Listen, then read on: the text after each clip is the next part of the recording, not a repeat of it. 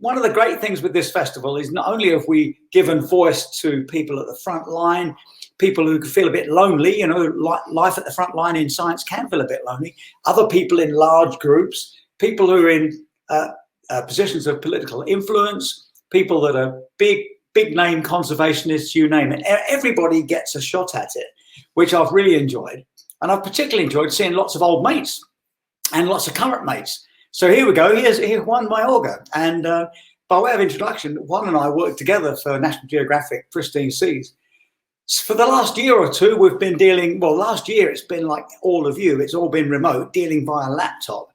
And prior to that, we normally see each other at ocean conferences or in National Geographic headquarters. And the best time was when Juan and I were diving together in his home waters of Malpelo, Colombian waters. So hello, Juan. Thanks for joining us, mate. Thank you so much, Paul. It's great to see you. Thanks, everybody, for joining this global celebration of life on this planet. It's really going well, Juan. And we've done some great things based around your, I think, up until this moment, we've had about 60-something hours of dancing around a one Mayorga-shaped hole. Because we've been speaking with economic experts and we've been celebrating, particularly me, that wonderful thing about this invisible, beautiful, sometimes uncelebrated thread that connects frontline field science and smart political decisions or global economies. So we've done all that. So we've had lots of chats around it and how COVID has represented, let's face it, an unbelievable opportunity for change. But it dawns on me about half an hour ago that we are actually literally running around the data issue. We've spoken about science data. And I've said, you know, we should all be celebrating those of us that work in science because every single data point that we make goes towards making smart decisions. But how that works, everybody, just so we make it nice and clear, is it works around Juan Mayorga because Juan crosses that lovely sort of intersection between data science and marine conservation. And but for Juan, we wouldn't be making these decisions. We wouldn't be able to be insured and if you like, put faith in the fact that our data goes somewhere for decisions. So Juan, I know you've got a presentation. Over to you, and we'll come back for questions and comments at the end. Is that all right? Lovely. Thanks so much, Paul, for that buddy. Introduction. So let's share the screen right away. And so as Paul mentioned, Paul, can you see my screen? Yeah, got it, mate. Great. So yeah, my name is Juan Mayorga. I am Colombian. I'm joining you today from Colombia. And I want to talk about a global plan for ocean conservation, a blueprint. I want to talk about a navigational chart, if you will, to help us plan and help us navigate the critical decade that's ahead of us for marine biodiversity on this planet. I'm a scientist and I'm a researcher with both the National Geographic Pristine Seas project with Paul and also with the Environmental Market Solutions Lab at the University of California in Santa Barbara. And why do we need a global blueprint or a global plan for ocean conservation? That's because simply without a healthy ocean, human life on this planet just can't exist. The ocean provides us half of the oxygen we breathe. It feeds us with nutritious and healthy food. It regulates the planet's climate, including absorbing about a third of all of the CO2 emissions we are generating every year. And it's an invaluable source of cultural, spiritual, and recreational nourishment for humanity. Yet this life support system is in big trouble, and so are we. Overfishing, habitat destruction, pollution, and climate change are pushing the ocean to a tipping point where it might not return. And we already seen a lot of evidence of this. Wild-caught fisheries, for instance, have peaked and are declining since the mid-90s. We have lost 90% of all of the big animals in the planet, in the oceans, including more than 70% of all of the sharks. And that is because we're fishing for them 18 times harder than what we used to back in the 70s. And if that's not enough, we have climate change and pollution putting critical ecosystems like coral reefs really at a very critical point. So we need to give the ocean space. We need to give marine life space. space to thrive, a space to recover, and space to continue providing us with all of those benefits that we enjoy. And at our disposal, we have a very, very important and essential tool, which are marine protected areas. These are national parks in the sea where fishing and other extractive practices are banned. And these protected areas are one of the most cost-effective tools that we have to turn things around for marine life. When we put these protected areas properly and we manage them properly, the amount of fish inside of them can increase by 600%. And marine life will recover spectacularly into thriving seascapes and ecosystems with complete food webs, including the critical top predators like the sharks here we're seeing in the image on the right. And as the abundance of fish grows, the size of individual fish is also larger. Fish get bigger, and as they get bigger, they have more babies. And these two things, more babies and larger adults that move in and out of the protected area, help to replenish overfished fisheries outside of the protected areas. So we can think of these as like natural savings accounts for fishers, such that by setting aside a fraction of fishing grounds for conservation, they can ensure that their livelihoods are sustainable for the long term.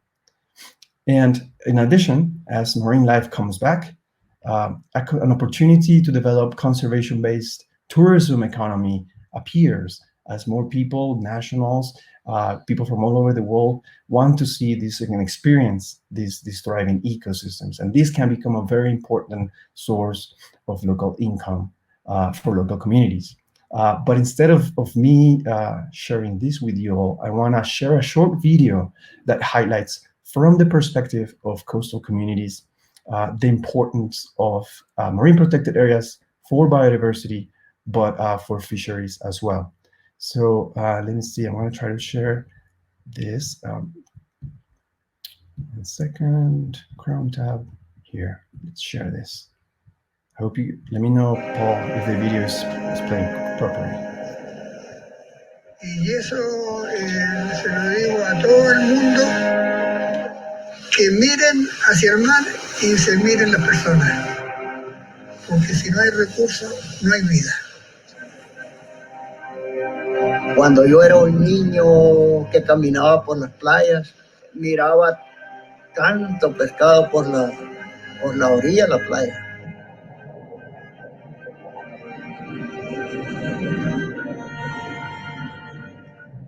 Lento, pero empezó la pesca comercial.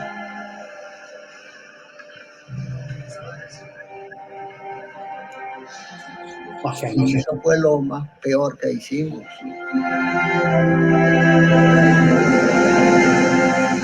Right now we can spend a whole day if you're lucky you catch one tuna. So we need to go back to that mentality. Please take what you need, not what you want. The definition of a good fisherman is not somebody who successfully goes out there and harvests everything, but a successful fisherman is somebody who goes out there and takes care of the ocean. Cada año más la acontece. Cuando tenemos el concepto de que es nuestro sistema de que nos da la vida, que podemos nutrirlo. Hoy en Cabo Pulmo ya no nos dedicamos a la pesca comercial, trabajamos en el ecoturismo. Todos tenemos beneficios de este arrecife ya recuperado, no al 100%, 500%. The benefits from that one conservation area is multiple. That fish is worth more alive. Lo vean otras generaciones. Cuando nosotros ya no estemos, nosotros somos como unos centinelas que velamos por esto y lo cuidamos. For us to remain this way for the future, and for young people, we have to ensure we help preserve our environment. Cuando esté viejita, podamos decir, chiquita,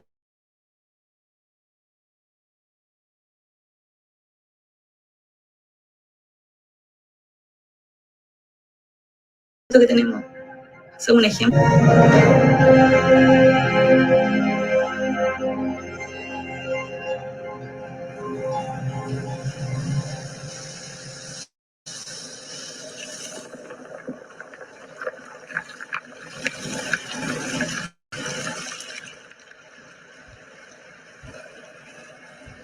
All right, let's go back to the presentation. Hope you all enjoyed that short clip. Let's see. All right, so despite all of these benefits that marine protected areas can give us and the importance of protecting more of the ocean, today only about 7% of the ocean is in some form of protection. And this is what you're seeing here. This is a map of the global distribution of protected areas in the ocean. And only less than 3% of the ocean is in what we call highly protected areas. And these are those in deep blue in this map. And those are the ones that we get the most benefit for. But we know, and there is scientific consensus, that there is not enough protection currently in our oceans. There is not enough to protect 7% of the ocean to halt the current biodiversity crisis. And this has spurred a global push, a global initiative to help bring countries together to commit to a global target of protecting 30% of the ocean by 2030. And now the question is, of course, well, how do we choose which 30%? How do we help decision makers do this and do this based on science and do this based on robust data? And the answer to this depends in part on how you define biodiversity. A simple definition of biodiversity is the number of species in a given place. And in the ocean, a map of that would look something like this. And if you look at this map, you would probably conclude that then the most important areas to protect have to be all in the in Southeast Asia, in the waters around the Philippines, Malaysia, Indonesia, and Papua New Guinea.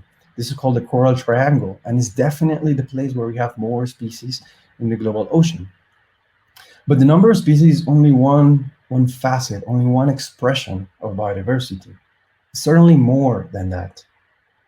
We also need to think about the distinctiveness and about the variety of ecosystems throughout the ocean, including coral reefs, kelp forest, Arctic ecosystems, and of course the deep sea as well. We need to also consider the diversity of the evolutionary tree of marine life, about the rarest of all species, about those that have unique and irreplaceable roles in the way ecosystems work, and of course about those species that are most threatened by human activities.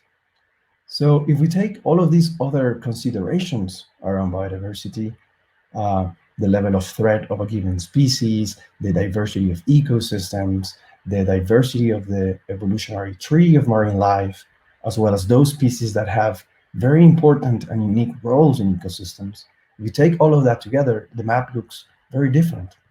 And this is what it is. Now, let me explain a little bit what this color scale means.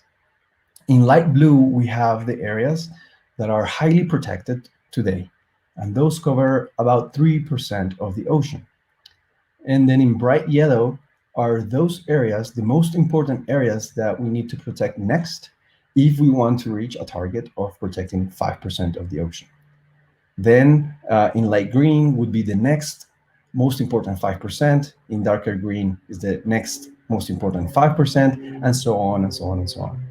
So this is a global ranking of the entire ocean that tells us which are the most important places to protect for the definition of biodiversity that I shared earlier.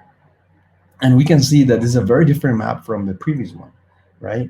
Of course, we have the Coral Triangle highlighted, but we also have highlighted very important places such as the Antarctic Peninsula, the Red Sea, the chains of seamounts and underwater mountains that adorn the deep sea of the Atlantic Ocean, for example, or the Indian Ocean. And overall, the conclusion here is that every country has a very important role to play to solve the biodiversity crisis in the ocean. Now, But if we were to take this map to the letter and protect the most important 30%, that would come at a great cost to fisheries, because the ocean is a multiple use space. And if we plan only for one thing, we may more than likely need to compromise on other ecosystem services. But that doesn't have to be the case. MPAs don't need to be at odds with fisheries, and in fact, protected areas can be placed to help recover fisheries. As I mentioned earlier, within the protected areas, the fish get bigger and they have more babies, and both of these things help replenish fisheries outside. And this is particularly important in places that have faced chronic overfishing and that don't have the resources and the data and the science to manage fisheries sustainably. So if we wanted to create a blueprint for ocean conservation for the purpose of recovering and replenishing fisheries, we would get a different map. And that's what we have here. The color scale here is the same, but you can see that areas highlighted are different. Important areas here include the North Atlantic Sea, the Mediterranean, Western Africa, and many more others. And we found that if we protected strategically just 6% of the ocean, we can increase the global supply of seafood by close to 8 million metric tons of fish, which is roughly a 20% increase from what we could get or what we would get if the current trends of overexploitation and management continue. So we have these two maps, and they're very useful because they tell us different things for different objectives.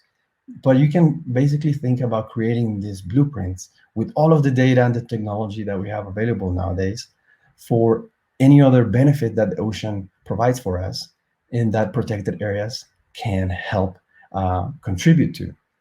Another example, for instance, is climate change mitigation and carbon. It turns out that the seafloor is the largest carbon reservoir in the planet. It stores more than twice as much carbon as all of the terrestrial soils combined. But bottom trawling, which is a type of fishing that drags very, very heavy metallic nets, metal nets over the seafloor to scrape up things like shrimp, for example, as they do that, they disturb and they steer all of that sediment and all of the carbon that has been stored and trapped there for millennia. And we have found that the amount of those, that disturbance of carbon releases an amount of CO2 that is quite considerable into the water column and is larger than some of most countries' CO2 emissions. So if we wanted to create a blueprint for this objective, that would look different, and it would look something like this. So here we are again, same color scale. These are the most important areas to protect for by carbon conservation. And here we have highlighted different areas again. We have, for instance, the waters of China, Western Africa, the North Atlantic, the North Sea, the Mediterranean. And this coincides with areas that have not only high amounts of carbon stored in their sediments, but also some of the largest fishing fleets, industrial fishing fleets that use this type of fishing. So as we have seen with these three maps, the answer to which 30% we ought to protect is it depends. And it depends on what we care about. It depends on what society cares about, what governments care about, what local communities cares about, because different priorities can have different solutions. But we have the data, and we have the tools, and we have the frameworks to think about this and other objectives at the same time and try to optimize for them at the same time. So one solution could be, what if we cared about all of these three the same? What if we care about carbon, fisheries, and biodiversity the same? How would the map look like? And this is what that map looked like. And we find that if this is our preferences, if we care the same about carbon, biodiversity, and food, then the optimal thing to do to maximize the benefits for all these three objectives is to protect about 45% of the global ocean. And now with this map, I would just like to finish and leave you with a message that we have the data, we have the tools to make smart science-based decisions for the next decade of biodiversity conservation, which is critical. And I'm optimistic for that because I think we can do great work by communicating science and the data with policymakers, as we have done so far with Pristine Seas. So thank you so much, everyone, for joining, for paying attention, and I welcome any questions that may arise. Thank you so much again. Wow, fantastic. Bravo. Thanks, Paul. Couldn't be any better. We've spoken earlier in the festival about the classic, dare I say it, old-fashioned method of conservation where, you know, people would go to a place or they knew a place, they would fall in love with it, they would learn all about it, they would understand its value, and then instantly be pushing against politics, business, you name it, and really a big lifelong uphill struggle. And the fact that these days, with enough data and smart targeted data, we can find good horses to back. So we work in areas that are going to make a big difference. And we've also spoken that it also means that you're on a track that is more likely to succeed, both, you know, locally, politically, and for everybody's sort of global benefit. You've described it absolutely perfectly, that with this thing, you know, big data, it really does unlock all of that work. And, you know, Juan, I know you as a diver and explorer, photographer, marine scientist, and big data, but what is it that got you into big data? Where did you end up in that place? Yeah, that came out of a need, of feeling a need and a gap, as you mentioned. We are inundated in data sets right now, but we don't necessarily have the frameworks and the tools to make sense of all of that data and communicate it to policymakers in a way that makes sense for them and that it matters for them and their constituents. So it arose about from a need, and I think I am very happy with the way that I can contribute to ocean conservation that way. Because we don't see these kinds of numbers so clearly and eloquently described anywhere else. You know, they're embedded in beautiful, accurate, unquestionable science data. And of course, that goes to good decision making. But somehow we, the general public and the thousands of people watching, often don't get it so eloquently described. You know, climate change and bottom trawling. You know, why protect this bit of the ocean and not that bit? Whereas, you know, stand on the beach, it all broadly looks about the same, you know. And what about fishing? How do we get livelihoods? We get caught in these people that write the headlines, and with short attention spans, we go, there's a headline. If we protect that, it's going to cost a fortune. But the reality, I mean, look at this number here. Just protect 6% more, and we increase fish catch by 20% globally. I mean, that's a fantastic number. I think that couldn't be better. You know. Yeah. I know you do a lot of work with Global Fishing Watch too, and for the audience who aren't aware, I'll put up the link to it in just a moment. Global Fishing Watch. But could you describe Global Fishing Watch to us, please, Juan? Yeah, definitely. Global Fishing Watch is a group that came about, I don't know, maybe 5 years ago. And what they do is they harness all of these amounts of data sets that we are getting, mostly satellite data, to monitor and track fishing activity around the world in very high resolution. And this allows us to start to monitor and enforce these protected areas in a way that we couldn't have only a couple years ago. So it has dramatically lowered the cost of protecting our oceans thanks to technology and data sets. So this is a group that I encourage everyone to go and check out. This is public, this is free for anyone to go and inspect and look at their favorite local waters and see what is happening. So this is one of those initiatives that gives me a lot of hope for the coming years. Thanks, Juan. And you see, everybody, I've put the link up there. Please find it and have a look. And it'll open your eyes. If you're not aware of satellite monitoring, it really has changed our lives, those of us that work in the ocean. For many years, we were all pushing against this reality, this big question that we would get. I would get it regularly at talks. I don't know about you, Juan, but okay, you get it protected. can we afford to monitor it with aircraft and ships and you know, boots on decks, as they say, and you know, how much is it going to cost, and is it effective?